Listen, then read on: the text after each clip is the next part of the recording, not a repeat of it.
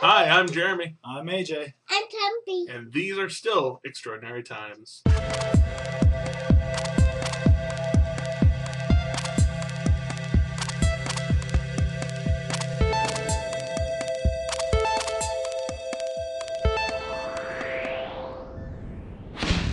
So, we are back. Thank you for tuning back in. And we're on to the news.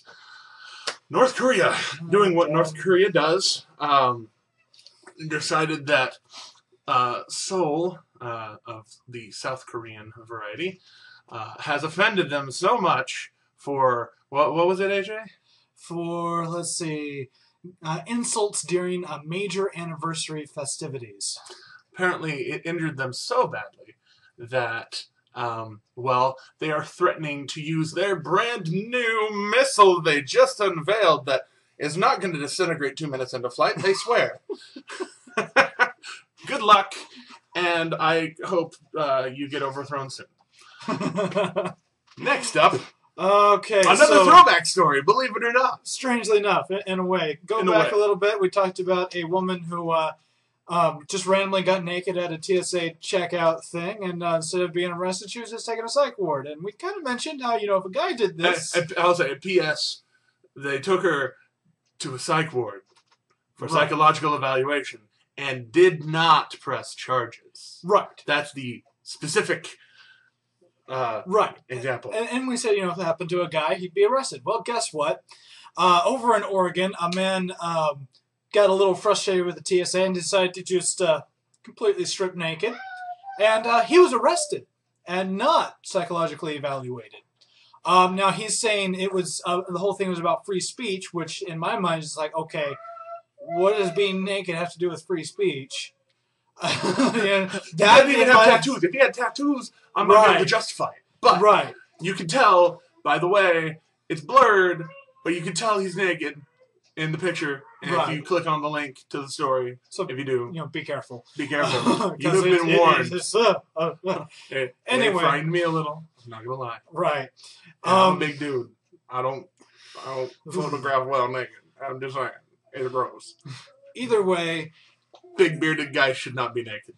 Sorry. To me, that seems at least available for a psychological evaluation, but no, he was just arrested, so sexism exists. Anyway.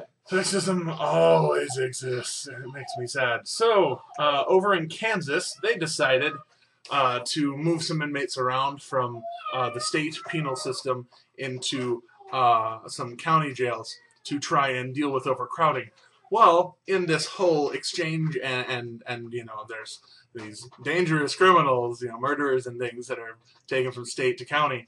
And while they were in county, 4 inmates decided to overpower their guards with homemade knives and escape.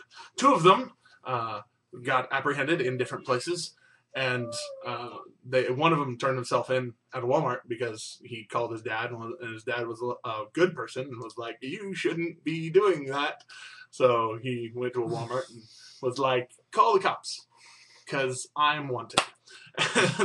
and I forgot what they did with the other one, but he's back in custody and safe too. But the other 2 are just kind of wandering about, and this being... very, very dangerous for the people of middle America, very middle Kansas, and those surrounding areas. One of them was apprehended in Nebraska for the one person who I know in Nebraska. Yeah, it's not a good time to be, wandering around. Yeah. Either way, they moved all of their inmates back into the state jail, and they're way overcrowded, so, All right, speaking of crimes that are still out there, I guess. Eating hats. Not even awkward. Yeah. Eating hats. Yeah, yes, you did. Good job, mate. You can tell, we do it live! Right. The 6-year-old boy who was the first ever person on a milk carton as a missing person who never actually was found has had his case reopened. This is really more news simply because he's the first one that really was the poster boy for missing children. And they're saying, we've actually got some more leads on this. are pushing forward. If they actually, catch the person responsible, if they solve this crime, this is a major step forward for the entire missing children's program. This would be huge. So, looking forward to that. Just to give you an idea, they established National Missing Children's Day because of this young boy disappearing, which is on May 25th, the day he was taken. So, it's a big deal that they actually have some kind of lead on this again. Right. Next up, kids in school, out in Sacramento, California, they were investigating a brutal crime, a brutal murder of a girl who was strangled and all kinds of things out behind a baseball dugout on the playground. In their investigations, they were doing interviews of classmates at her school, and, well, to try and expedite things, they were also taking DNA samples. Now, for those of you who don't know about the legal system in America, it's not particularly and fully and at all legal to obtain DNA of a minor without the consent of their custodial person, parent, guardian, whomever. This, as much as I approve of, or without court order, without very specific warrants you have to be able to obtain DNA evidence from somebody who cannot legally tell you that they can give it to you. So, a lot of the evidence that they have now could possibly be completely invalid. And that upsets me because, well, this person needs to be caught wherever they are. An 8th grade girl was murdered, and that makes me angry. Right here. The thing is, it is Sacramento, so I don't know if they may have local statutes or something over there. They don't have weird laws in California. So it could still be really okay. Weird. The police are saying, we did follow the correct procedures, but still, I don't know. Should that even be a law? That you can obtain? No. I'm sorry. I'm just going to answer that one. That's not even going to be a question for you guys. That is wrong. Science. Science. We love science. Oh my gosh. Love it. Okay. So this group of scientists, this little, I don't know if they're a company or whatever, the group of scientists have come up with X-ray spectacles and X-ray phones. It's not exactly X-rays. Except it's not X-rays, because X-rays can kill you in copious amounts. Using terahertz, which is in between microwaves and infrared rays, they can see through wood and walls and wood, the sheetrock, clothing. All kinds of things. Basically, this spectrum is widely untapped. Probably a good thing because we haven't done a lot of tests on people to find out if it affects people. In my investigation of it, you look at infrared light, that doesn't really hurt you much. You look at microwave emissions, it can cook you. Well, it cooks things, in a kitchen. It also is now on the back of a truck, and they shoot it at rioters so that they disperse because it burns. Well, it burns. It makes you feel like you're on fire. So, either way, little warning on if you click the link, gets a little risque. Nothing, uncensored, but still the same thing as the CNN story about the Oregon guy. It's blurred out, but you can tell what it is. So be careful. Be aware. Right. Anyways. Okay. Speaking of science. Oh, better science. Though. Better science. Cleaner science, if you will. We talked about SpaceX yesterday or the day before, being necessary now. That is because they retired all of the space shuttles. The Space Shuttle Discovery, they have finally decommissioned and brought to the Smithsonian Institute so that it can be displayed in all of its space shuttle-y glory.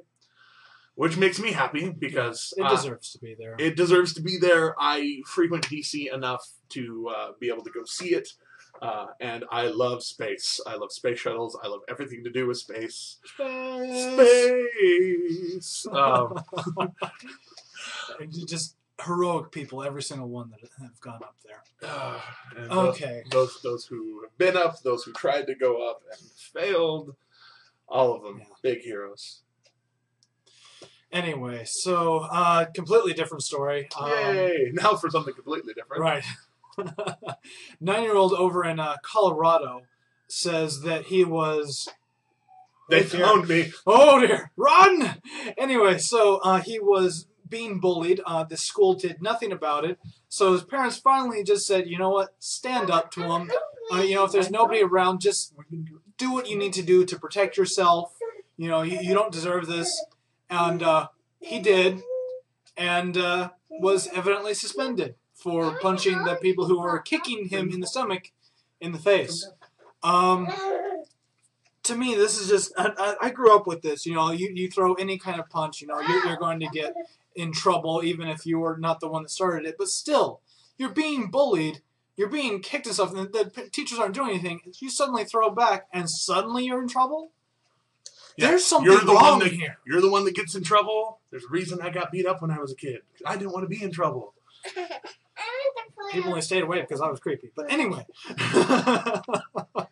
Either way, I saw this again and again. It's just ridiculous. You're not allowed to defend yourself? Nope. It's like the government trying to take away guns from the people. Yes, exactly. Because the public should be somnambulant and silent. But anyways. School. Better end of school. Better end of school. Our last story of the day. Because this young girl of 7 years old in West Mifflin, Pennsylvania, was born without arms from the elbows down. She, your miming of it is terrible. Yes, your miming of it is terrible. I'm not gonna lie. I'm trying to figure out how. Go look at the story. Go look at the story. Basically, think of yourself just without this much of your arm. I can't.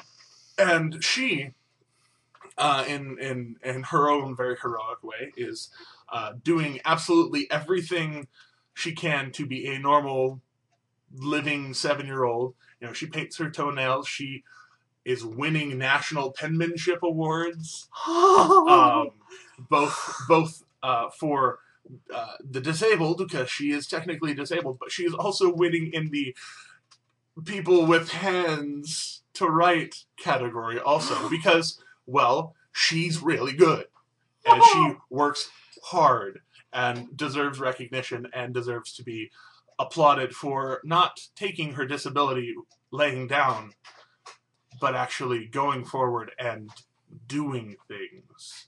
It's awesome. This is particularly well for me because I have terrible handwriting for one. Yes, and I have both hands. I'm not gonna lie, you have atrocious handwriting. Mine's not much better. I try, and it's horrendous. Mine's not much better, but she makes me look like an invalid child. Right. So, and my used to be next door neighbor, mom's next door neighbor, Jill. Shout out to you, who does amazing with just one hand. I mean, just wow! Just seeing this in action is amazing. So yeah, go check out the video of it. Go check out all the links that we link you to, particularly the ones that send you to you know. Our intro and outro. Yeah, our intro and outro guys, you know, Pseudonym and Tyler Clark, they are awesome. Thank you. Oh my goodness. You know. Thank you to Kim again, because she was featured this week. And our stories. Check out the stories. I think we said stories. Did we? Maybe. Check them out again. Check them out again. Like over here, favorite and subscribe somewhere over there. I'm Jeremy. I'm AJ. And these are extraordinary times. Yeah. She's Tempe! Now you know. Be aware.